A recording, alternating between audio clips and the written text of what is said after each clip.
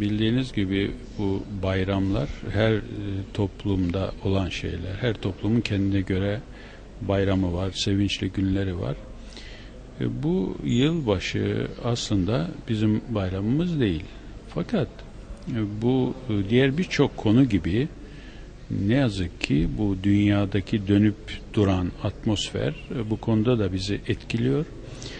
Ve insanlarımızın bir kısmı bu bayramı kendi bayramı gibi kutluyor ve o bayramla birlikte yapmaması gereken bazı işleri yapıyor.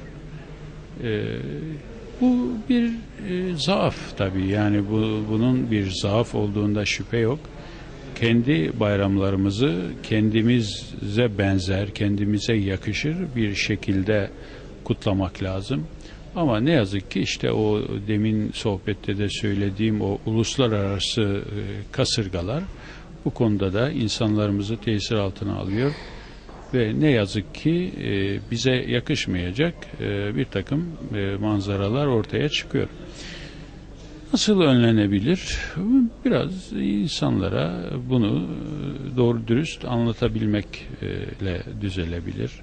Doğru dürüst insanların doğru dürüst bir şekilde bu konuları insanlara, topluma aktarması lazım.